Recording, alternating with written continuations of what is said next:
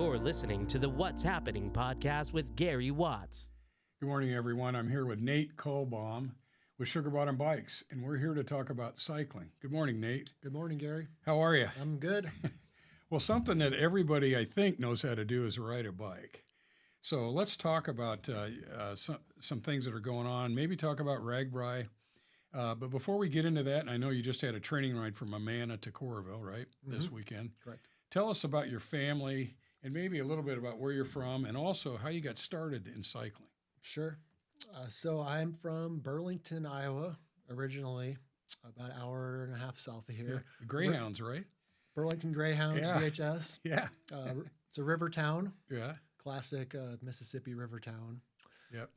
I started cycling, I guess, in high school. Really? In Burlington. So On Snake Alley? well, we lived in the historic district right at the top of Snake Alley. So Oh, really? As a kid, I rode up all those hills all Really? the time. How'd you get interested in high school? What drove you to get on your bike? Just meeting some friends, and it wasn't like I do now. It was actually BMX riding. So 20-inch single speed trick riding. We had dirt trails that we rode on. We were able to get a skate park in town, and that's the sort of thing I did. Really? Starting So out. tell me about BMX. That's a little wheels and you're spinning in circles, you're doing somersaults, all that stuff? That's one. There's actual racing, which is super serious. This was a different form. This was what you just explained, like doing tricks and stuff like that. Jumping ramps and in Yep. the air? Wow. Yeah. Yeah, that's incredible. Yeah. So that created a good foundation for just knowing how to handle a bike. Wow, I bet it did. And then I never got into racing and trying to go fast until much later. So that's something kind of interesting, I think. Good. Tell us about your family. You're from Burlington. You started BMX. Yep. And also started working in a bike shop in high school, Yeah. age 15, 16. So, and here I am, 41 now. So I've been doing that pretty much ever since, Great. along with other things, but Right. it's always been there. You're married and children? Yeah. Wife Beth, 8-year-old son Wyatt, 11-year-old Avery. Do the kids ride? They do. Oh, they do. Good. They've been riding since they could fit on a Strider bike. So age 2, Oh, really? age 2 or even younger, maybe they've been riding. Great. So Does your wife ride? she does. She had a couple years off, having knee issues and stuff, and she's just getting back into it this year. So Good. So you started in Burlington BMX. So now as you progress, how did you get really going in racing and bike riding? I guess it started. So I came up here for school at the university, and I worked at Shields in the bike shop there. Okay. And then I met actual bike racers, and that's how I got started actually racing. So when you say you met them, what do you mean? Do you ride with them, or did they say Yeah. you're working on bikes and they go, hey, why don't you come out? Yeah, and so ride the shop manager was a bike racer, and actually John Yetley, who's my boss now, owner of Sugar Bottom, was also at Shields, also a bike racer. They took me to Sugar Bottom. We went mountain biking, and so as a BMXer, mountain biking was a good next step because there's also a lot of skill and bike handling involved with that. And then I started road biking, and you know how it is with cycling. Once you get into it, you just get into all the different things. All kinds, yeah. Yeah. So tell us a little bit about Sugar Bottom. I don't think the listeners, I don't know. I didn't really realize it until a good buddy of mine took me mountain biking. Mm-hmm. And I'd ridden a road bike. And my first mountain bike experience was on Sugar Bottom, and not on the road, but in where they have the mountain bike areas there at Sugar Bottom between the campgrounds. And I was just amazed at, and I thought I could ride fairly well on a regular bike. When I got on a mountain bike, I think it was the third or fourth time I fell. Not hard, I just fell. Fell over. Yeah, fell over. He looks back and goes, hey, are you okay? And I go, no, I'm not. This is tough. Yeah. So I was amazed. Tell us a little bit about mountain biking and conditioning for it, and then also the mountain bike trails at Sugar Bottom. Yeah. So the mountain bike trails at Sugar Bottom I think they're one of the oldest trail systems in the Midwest, in Iowa for sure. 13 miles, depending how you measure it, 10 to 13 miles of single track. And it's 10,000 feet or 1,000 feet of climbing per 10 miles, which is hard to do anywhere in Iowa, in our area anyways. Yeah. So very steep, very difficult. And I'm guessing when you fell over, it was at the top of a climb and you had almost no speed and you just fall over. Yeah, I mean, I couldn't get enough. You know, I'm used to kind of getting enough going down and coming up. Yep. And I'm like, there's a tree right there. I got to. Yep. So it was not only that bike handling, and then how do you get your speed up? So. But, yeah, it's just practice. Yeah. And, you know, it's kind of the opposite of triathlon. You're used to going at a steady pace, and that's the goal. Maintain a steady pace for the length of your race. Mountain biking is the opposite. It's go as hard as you can for 30 seconds and then, you know, recover on a downhill and then go as hard as you can. It's very punchy. So the fitness and the way you produce power is completely different than a road bike or especially like triathlon. Right. A triathlon, yeah, right. You're steady pace. You're saying zone 2 or 3. But mountain bike, I mean, it's feast or famine, isn't it? Yeah, like in a race, you're in zone 4 for the entirety of it with spikes of above that. So it's a high pace with higher pace spikes. So talk about a weight loss plan. Yeah. If you're in zone 4 for very long, I mean, there's no way you're burning calories like crazy out there. Yep. I noticed by doing Ironman in the past that the guys in the best biking shape were mountain bikers. And when they trained that way, they were incredible road bikes. Yeah. And so even if, you know, that sort of training that I talked about, the very spiky up and down power, that helps you do good at steady stuff like triathlon too, even if you're not using it. Right. So it's very useful. So if you've not been to Sugar Bottom and even to jog through there, I've run through there several times. It's beautiful. There's beautiful fir trees. A lot of times I feel like you're in the middle of Colorado. Mm-hmm. It's steep, which you're like, well, how can it be? It's Iowa, you know. Well, get on a bike and go through that. And another time I'd been through there, a guy in a single track went by me, and I thought I got to get in shape here. Oh, a single speed. Yeah. And he went right by it. Yeah. You know how you could go through in a single speed in that course? It's like beyond me. But yeah, trail running, like you mentioned, is great too. It's beautiful. Yeah, it's a great deal. So now you've BMX, mountain bike. Sugar Bottom's just a fabulous area. It's right out by Sugar Bottom campground, right out by the lake. So now where do you go? Tell us more about biking. So mountain bike racing was the first I did, and you know, I went from there's different categories of racing. So I went from beginner to expert within like 3 or 4 races. Wow. And there was another one of my friends that also got into it, did the same thing. We were kind of rivals for a while. But the two of us just went back and forth with that. And then I don't know if someone told me or I read it, but I learned that, you know, to get better at mountain biking, you need to ride road because you need to train that more steady stuff to be good at the fast stuff. So that kind of got me into road biking. And, you know, road biking makes up a good portion of the training. So, and now that's kind of transitioned more to gravel riding just because I've been doing it for so long, just to keep it fresh. I've kind of, you know, the roads, just done them so many times. It's like, let's get out there and find other stuff. What did you do with road biking? Tell us about what kind of races and go from a beginner to Cat 1. Is that what you did? I went to Cat 2 but Cat 2 and 1, they kind of play in the same area. So tell us what that means. Some of the people may not so understand it's, you know, it's like you said with the criterium racing, it's very dangerous. There's lots of high speed, there's cornering. So you got to get people started at a beginner level, and then they have to earn the right to move up through results to keep it safe.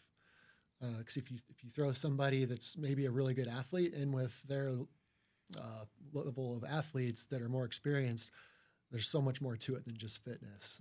So they need to, you know, prove that they can handle riding before they go to higher levels. So you start as a Cat 5, 4, 3, 2, 1, and then pro, you know. So I went 5, 4. I spent a couple years in Cat 3 and then made it to Cat 2. Did fine in Cat 2, but by that point I was kind of ready to just do mostly mountain biking and gravel and cyclo-cross, so I kind of stopped at that point. So Cat, so you advance by being a top 3 in your racing, or you have to have so many races? It's like a resume. So I'm not sure how it works exactly. I always just kind of, basically I would win a big race and then that would be enough to get it. And also the people, they kind of know, the officials that decide that, they kind of know who you are if you do well. So back to, you're working on bikes, you're at Shields, and you're at Shields quite a long time now. You're at Sugar Bottom Bikes in North Liberty, right? yeah. What did you learn about conditioning from these pro riders that were coming into Shields? Because the amount of conditioning and how much shape, diet. Talk a little bit about conditioning, what you did to stay in shape, diet. What if somebody's looking to get serious in cycling? Yeah. So the main person I think that kind of helped me out with training and coaching, his name was Sean Walker. And he came into the bike shop and he was, I think he was getting a English teaching degree and building bikes part-time for me. And he had raced in Europe and done all this stuff. And so he kind of got me up to speed on training. And then I read some books and stuff. But, diet, obviously, just a well-rounded diet, vegetables, low fat, good stuff, and then training, just finding out a schedule that works for you. Everybody's busy. So, I've had the luxury of, with my job, it's just all kind of part of it. So I'm able to, get lots of miles in. Give me your average week. Let's talk about your training. I would say average week, if I had to go like yearly, probably 12 hours. Of riding. Yeah, on average. But, there's weeks where I'll do 15. Sometimes I'll get lucky and I'll squeeze in 20, like once in a rare while. Right. And what are you trying to do? Are you doing intervals or climbs or tell us about your week? Yeah, so I do incorporate intervals. I often am training specifically for an event that I've got coming up. So if I've got something with lots of hills, I'm working on hills. If I've got something where I'm going to need to put out just flat watts for a long time, I'm going to go out and do flatter loops with just steady power. Group rides, I always incorporate those. We have a really fast group ride on Tuesdays. From Sugar Bottom? No, this is from College Green Park in Iowa City. Oh, okay. So it's an old ride. It's been around for a long time. It's known as one of the fastest group rides around. It's Wednesday at what time? This Tuesday. Tuesday at 5:30 is the College Green rides. I think I saw you guys coming up a Parade of Shane going out Sugar Bottom. Probably a few weeks ago. Yep. Yeah, Tuesdays. Yep. So that's a staple every Tuesday. Got to hit that because that's really pushes you. Like you can't even, you can go out and do intervals, but nothing really pushes you like a fast, hard group ride. So do you try to stay in a peloton when you do that, or you're all in? We do. So we typically roll out in a double pace line. So, 2 by 2 at just a steady pace for like the first 30 minutes. And then there's different routes we do. Each route has a designated spot where it usually kicks off and gets hard. And then after that, we end up doing what's called an echelon, rotating echelon, where a rider in front breaks the wind, takes a turn, and then the next person comes around, and that just repeats. All day. Yeah. What's it, an hour and a half, 2 hour ride? Yeah, those are about usually 90 minutes. Right. And you're not stopping anytime, are you? No, and they usually average 23 to 25 miles an hour. Put that in perspective. That's really fast, by the way. Mm-hmm. But to put it in perspective for an average rider or somebody just learning a bike, wouldn't you say, or learning to ride, what, the average rider, 12, 13, 14, maybe 15? Beginner would be 12 to 13. Right. Like a recreational rider that, doesn't have any aspirations of going super fast. They're just out riding, but they can ride like 15. Right. So you're another 8 miles an hour, which an average. So there's sometimes you're rolling in the 30s, aren't you? Downhill. Or more. And it's as a group too. So we're only able to do that because we're riding in a group. In a peloton.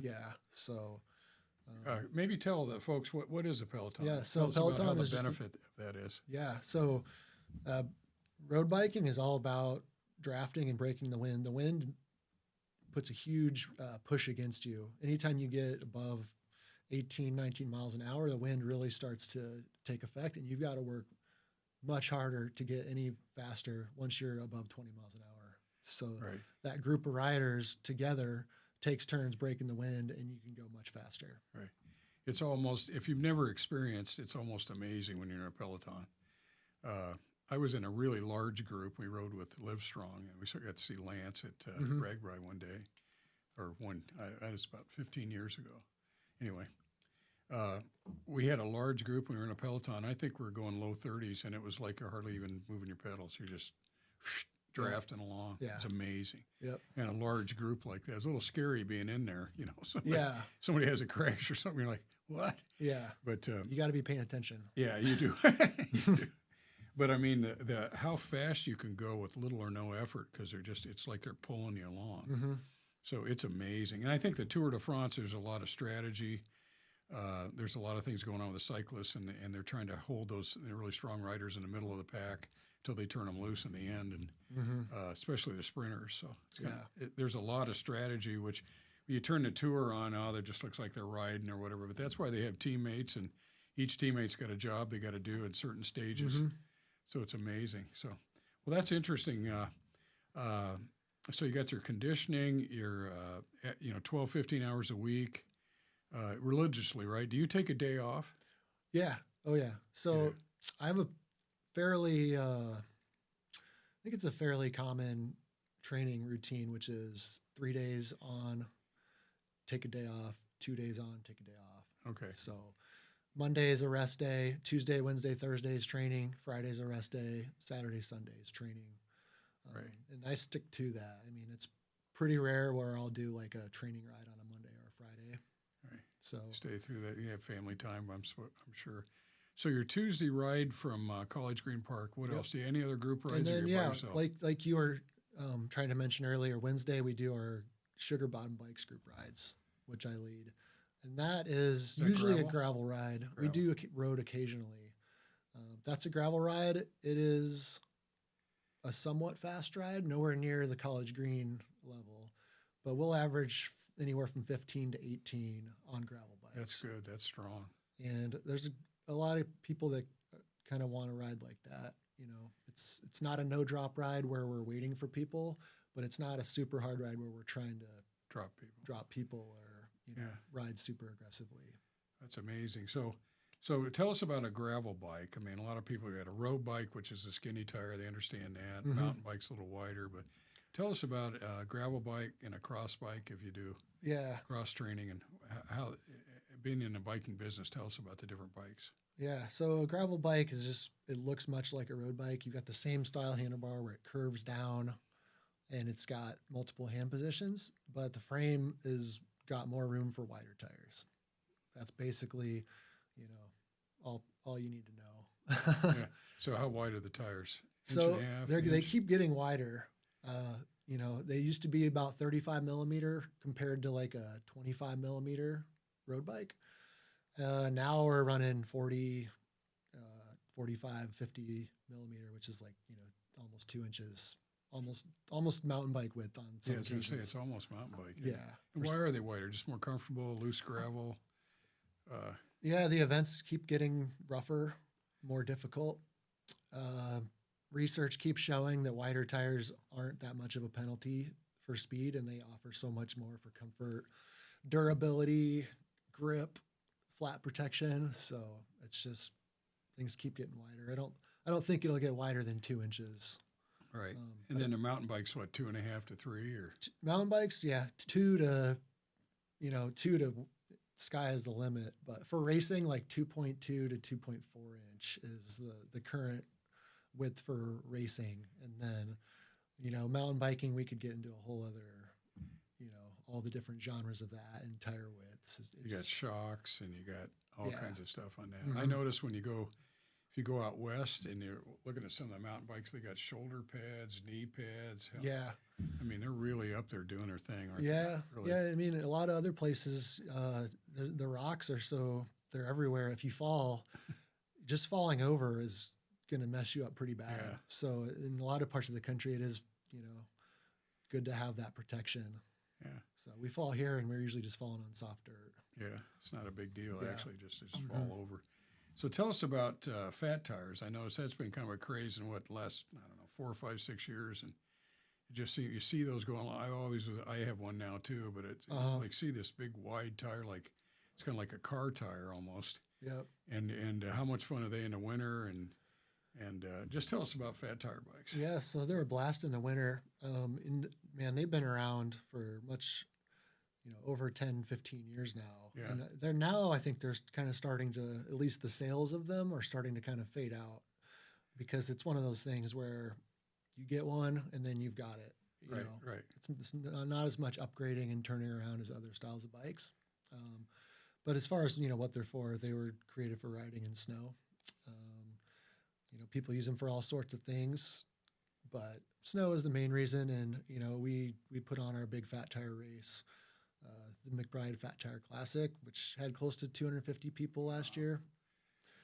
And that's out at the golf course, starts at McBride Golf Course. Yep, and then goes all around the park and through, different areas of Solon and Lake McBride State Park. So How far is that?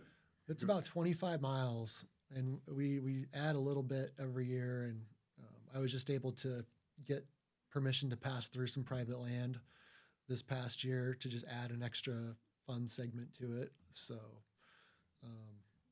I spend a lot of time on that GIS website looking for off the beaten path trails and routes through areas that people might not know about. And I was able to locate this new section of land and find out who owned it and contact them and get permission to go through. So is it, can anybody ride in that, or how skilled do you need to be in that? It's like Sugar Bottom, like you mentioned earlier. There's some very steep stuff back in the park there. Right.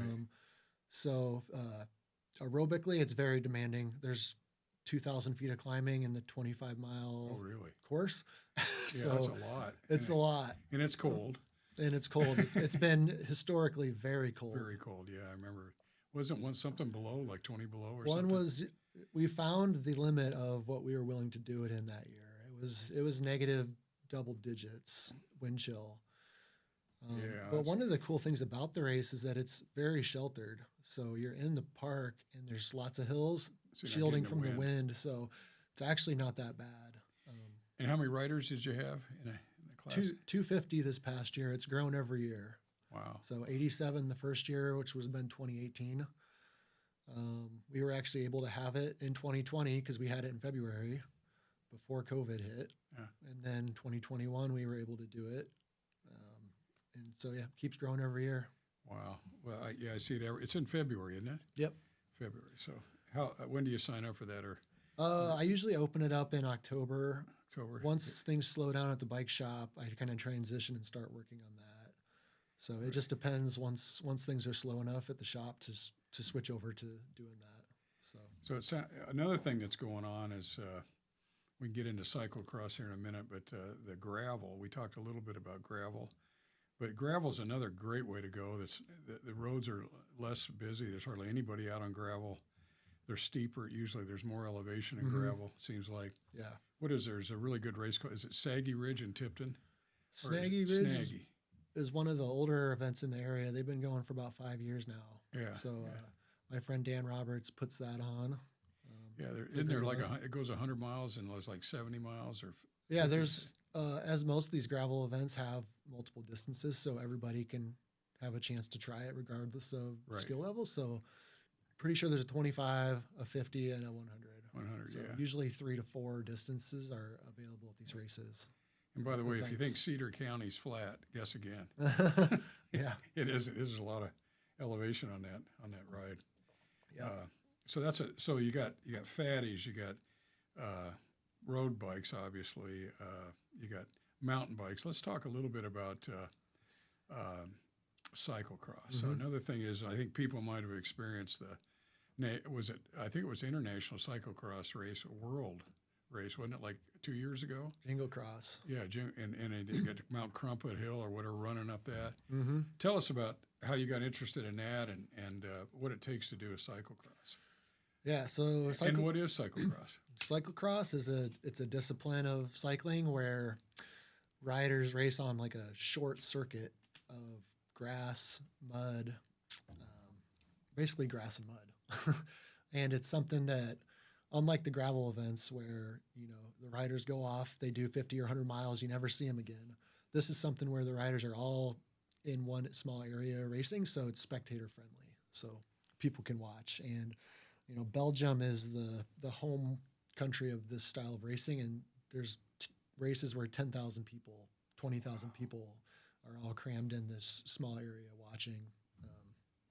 So that's what's good about cyclocross. I think it also is good for kids and beginner racers because it's something where you're not getting left on your own out in the countryside somewhere. You're just in this one small area. It's fun. It's exciting.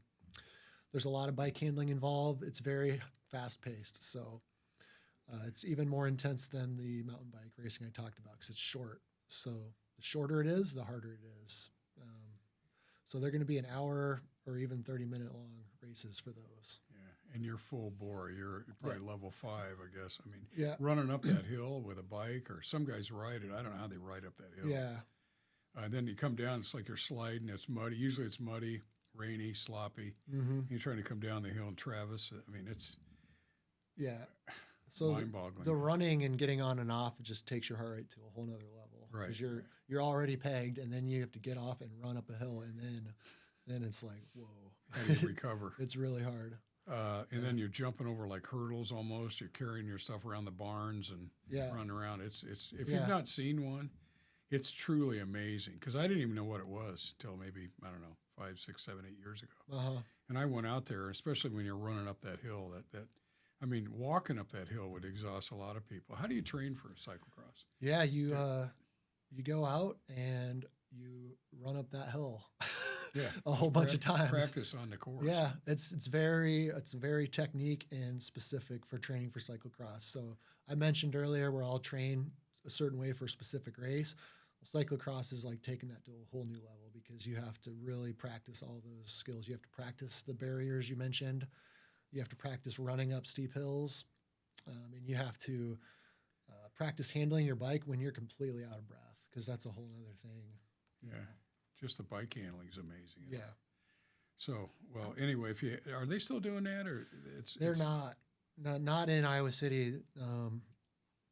Just things like that happen where they couldn't make it work, and so there's a couple other races in the country now where they're doing it. But yeah, Jingle Cross is at least for now not happening.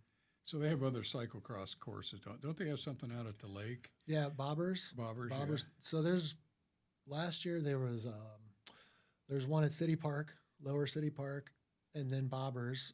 That was a weekend. There's back to back, and then there's one at Creekside Ballpark. There's cyclocross trails out there in the west side of Coralville. So you can start at that. You don't have to be a level 1, right? You can just go do one. There's categories in that as well. There are. So if you're just starting out, you're still welcome to go out and give it a whirl. Yep. You start in the novice category and get put with other people that are also just starting. Right. So I noticed you just did, I think you were 5th in the country, right, at the Rule of 3. Yep. Is it Bentonville, Arkansas? Yep. And I was just looking at that on the website. What an amazing race. And to be 5th out of how many riders? I think there was 700 in the 100-mile category. So there's over 2,000 total for the event, but 600 to 700 in the category. You're right there, right, aren't you? I mean, you're right in that. Yeah. I mean, amazing. Congratulations, Thanks. by the way. Yeah. Tell the listeners of what you did in the Rule of 3. How far is what? There's gravel, there's single track. Mm-hmm. Just tell us a little bit about exactly what the race was, the elevation, the climb, the trails. It just sounded like an amazing. I hadn't heard of it, but by looking it up, boy, what a challenge. Mm-hmm. I can't imagine. Yeah, so it's good. We already touched on all the different disciplines leading up to this. So now we know what those all are, and this is a race that uses all of them. So you have to be good at all of these to do well. So that, to me, that's what sparked my interest because, like we just discussed, I've done all these things. A lot of people just do one discipline and that's it. So when I heard about this, I read it in a Velo News article. It's like a cycling magazine. Right. And I read about it, and I was just like, this is perfect. I'm going to do this. I can do really well. So I signed up. And then you sign up for these things and you can see other people that sign up. So I was checking it to see who signed up, and big names, like actual professionals. I'm good at a local level, but I do this for a job, people started signing up. Right. And this was 3 years ago. So that was like, well, I'm not going to win this anymore, but this is still exactly what I want to do, you know? So we'll get back to that, but back to just describing it. Yeah, it's 50 miles of gravel, 30 miles of pavement, and 20 miles of very technical, rocky single track. And what type of bike are you using? The same bike all the way through? Gravel bike was the bike of choice, overwhelmingly. There's a few mountain bikes, but for the most part, it's gravel bike because you're talking 80 miles of gravel and road, and on a mountain bike, that's just, it sucks to do that on a mountain bike. How about wide were your tires? 2-inch on your So 45, 47 mil. So yeah, almost 2-inch wide gravel tires. The biggest that my bike could fit. Right. So you're using a gravel bike. Again, it was 50 on gravel. Mm-hmm. And then 30 paved, 20 single track. And I think this year it was more like 25 single track. And tell us about the elevation and the climb. 10,000 feet in 100 miles. So that's a lot. You know, if you put together a 100-mile route around Iowa City and try to have fun with it and incorporate some climbs, it's tough to get 5,000 to 6,000 feet of climbing in 100-mile, and even that is pretty hard. So when you get to 1,000 miles or 1,000 feet per 10 miles, that's a lot. Oh man! So tell us about that's the race. So 3 years ago you'd done it before, right? Yeah. So tell us how your first one went. The first one. So another thing I should mention is that the rocky single track in Bentonville has got flint, which is very sharp, hard rocks, and so flat tires are a huge problem. Everybody gets flats. You got to run the beefiest, hardest tires you can to try not to get flats. So anyways, I flatted pretty bad. So this was 30 miles in. So about an hour and a half in, I was in the top 10 with a couple other guys. And we were like 9th, 10th, and 11th, and we were trying to chase a group that was further ahead, like actual pros. That was 90 minutes in. I think I was at about 360 watts for the first 90 minutes of a 7-hour race. And flatted, and the flat was a really bad one, and it took me about 20 minutes to fix it. So that, you know, during that time, I'm like on the side of the road in mud trying to fix my flat, and people just passing by. A group of like 30 people passed. So I'm going to go back to the watts. So for the average listener, they probably don't even know what it means. In spin classes, we used to try to, if you could maintain 180 to 200 for an hour, you were like amazing. And you're 360 for first 90 minutes? Yeah, normalized. So it's a little different, but yeah. That's. I'm also 6'5", so I'm a big guy. Yeah. But still, that's amazing. Yeah. And I know on the Tour de France, aren't they averaging 400 or 500? I mean, average. Yeah, probably some of them. And I know some of those climbs. Somebody my size, would probably still, you know, not average more than 400 watts. That'd be insane. Yeah. Wow. So it's amazing. So anyway, go back to your first 90 minutes. You're flat. And what happens? Yep. So I dropped from potentially getting a top 10 finish to being, you know, probably 50 people back.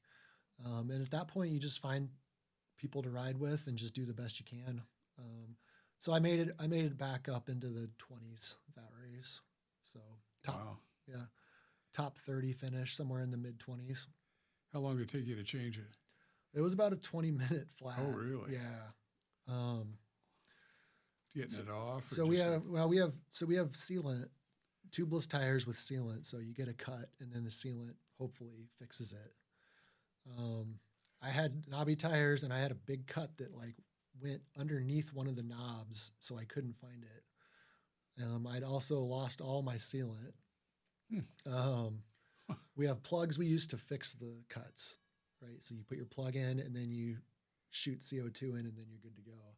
I actually had to add more sealant. I had a bottle of sealant with me, which I normally don't do, but at that race you have to bring everything because the flats are so common. So finally got it fixed, but anyways, that was a bad one. Yeah. You know, I just had a flat at the last race I did. It took me like 30 seconds to fix I was it. going to say, on a normal flat. Yeah, 30 seconds. That was a very, very good one to fix. 30 seconds is really fast. 20 minutes is terrible. So Was that a road bike or that was mountain bike. really?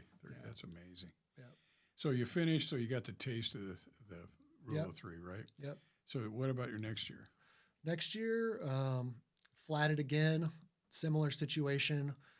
This flat was another one of those like minute or less fixes. So that one wasn't a problem. Got back onto a fast group, finished top 20. Okay. So I was moving up, went from top 30 to top 20.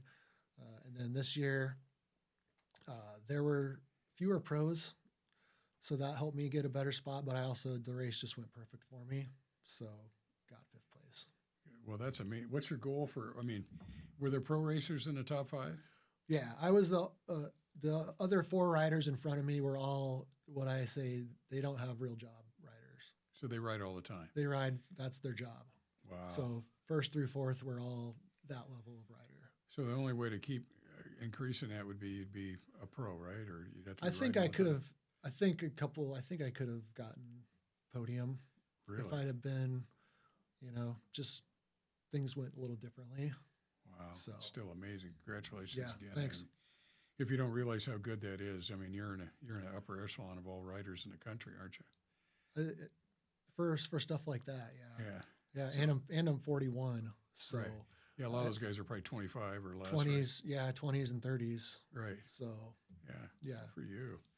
So I know another passion you have is you started a group to teach kids mountain biking. Tell us about that. Oh, so I actually didn't start it. A couple other guys, Caleb Wilson, Brian Bransmeyer, they started the club. So it's there's a league in Iowa Scholastic Mountain Bike League. Other cities in Iowa have official teams. And this year they formed an Iowa City team. So basically we've got about 40, 50 kids in this team, ages 8 to 17. And I didn't help start it, but I'm one of the coaches now, and I'm pretty involved with everything once, my kids are doing it too.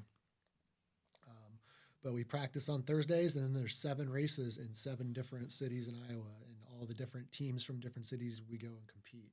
Really? So where do you practice? Sugar Bottom? We started at Creekside. There's mountain bike trails at Creekside, and then we've been at Sugar Bottom for the past couple months. Wow.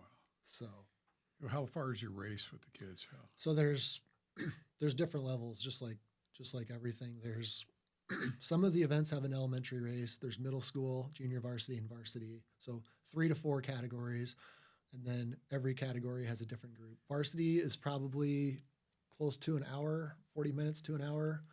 JV is like 20 to 30 minutes. Middle school is 20 minutes, and then the elementary is more like 10 minutes. Right. So somebody rolling for 5 minutes to an hour, you're redlined the whole way, right? Yeah, I mean, if you're doing it right. So is the conditioning mostly riding, or do you do some running or lifting, or what do you do for the kids? So for practice, it's all just fun based. We're not really doing intervals or making them train or anything. It's just riding at that, at that level, just getting out and riding is all the practice you need. Some of the more serious kids are doing training on their own. Good.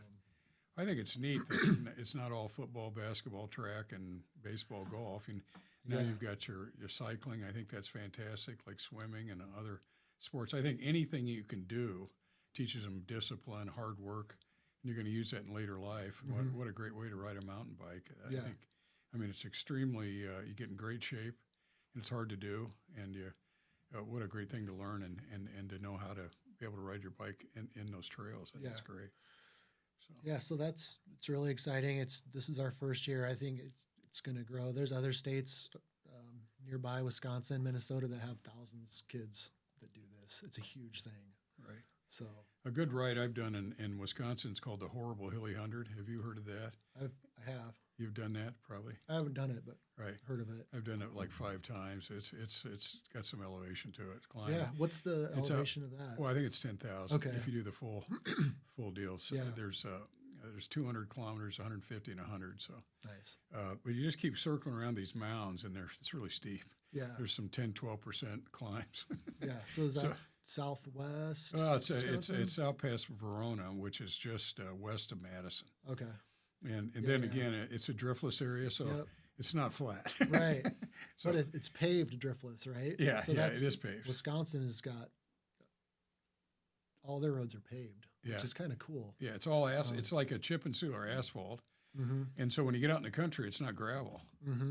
I mean, they're like you said, they're paved, and it's some amazing cycling. It's just amazing up there. Yeah. So if you've never done the horrible hilly 100, it's a good word, horrible hilly. Yeah. When you write it, you come up with other words, but just stay on horrible There's hilly. probably longer climbs too, like 10 minutes or more. Yeah, you're into some pretty serious. Ironman, Wisconsin has some of the same hills on it. Yeah. Because it's a tough bike on Ironman, Wisconsin. So, but anyway, I'd highly recommend that if you're into a challenge, if you want to be challenged. So, what's next for you? What kind of races you have the rest of the year here? Well, I just finished.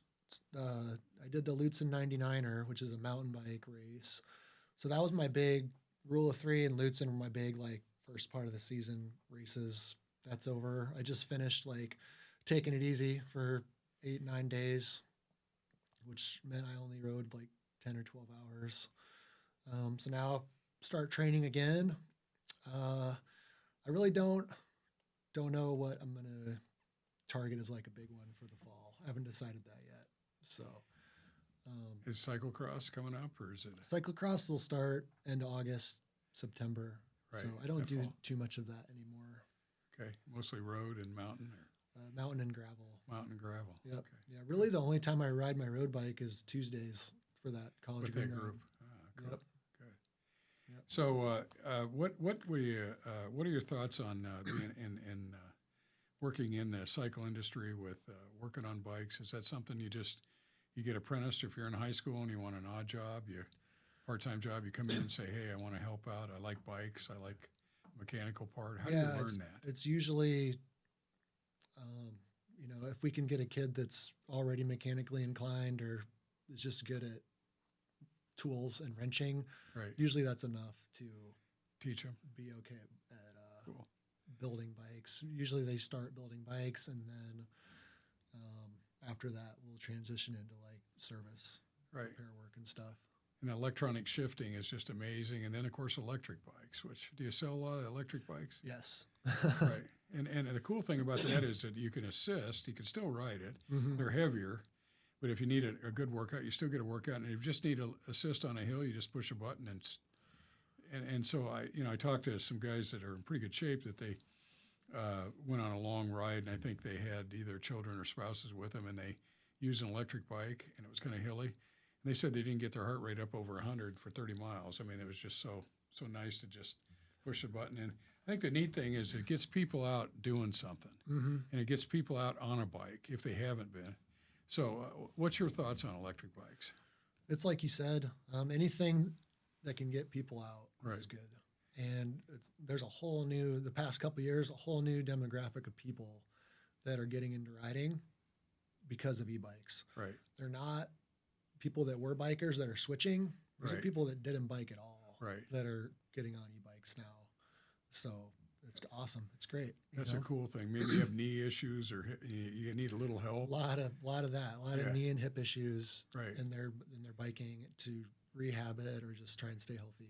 Well, I noticed another thing on COVID.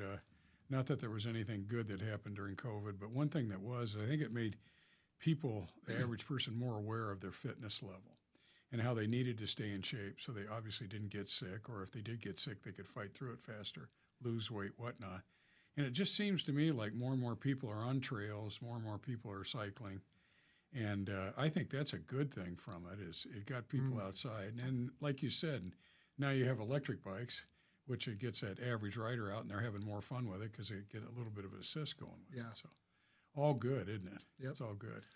Yeah, the another thing about the e-bikes is in our area specifically, say you want to get into biking, but you live at the bottom of a steep hill.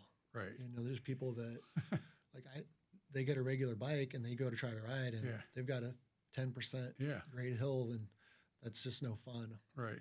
To start out on. Yeah. Whereas if you live somewhere like, north of here, like Waterloo, Cedar Falls, it's completely flat. If Right. you want to get into biking, you've got Right. miles and miles of options of Right. flat stuff to ride. Everything's not hills and back. You know, when you get on Sugar Bottom, it's pretty hilly. Yeah. When you get on Prairie du Chien and flip over to Newport Road and Sugar Bottom. So, well, listen, do you have anything else you want to add? I think this has been, obviously, you're one of the best riders around this part of the country. And congratulations again on the Rule of Three, which just, if you haven't seen it, look it up. Look it up on a website. On the website, it's just an amazing race. You're at Sugar Bottom Bikes, right? So Yep. if you have questions, they can see you generally working hours like 10 to 5 or 10 to 4 or whatever your hours are. It's a relatively new store. It's right across from Heinz Ice Cream, right? So I would say, compared to other shops around, but it's been around for 15 years. is it? Okay, Yeah. great. But that is new compared to like the Iowa City shops have been around Right. for decades. And you service all kinds of bikes, no matter what your issues are. Yep. What type of bikes do you sell? Brands. Brands. Brand Cannondale is the main brand. Cannondale, Jamis, Bianchi, Santa Cruz is a high-end mountain bike brand. We sell Orbea, Spanish brand, really nice stuff. We've got a wide variety of brands. Okay. Sounds like you pretty much got everything there, so Yeah. that's neat. So, well, this has been great, Nate. I really appreciate you coming on. I hope we can motivate people to get on a bike and try something out. And there's so many different kinds of bikes now, and they're all fun, and it helps get you in shape. So, again, thanks again for coming in. Yeah, thanks for having me. You bet, Nate.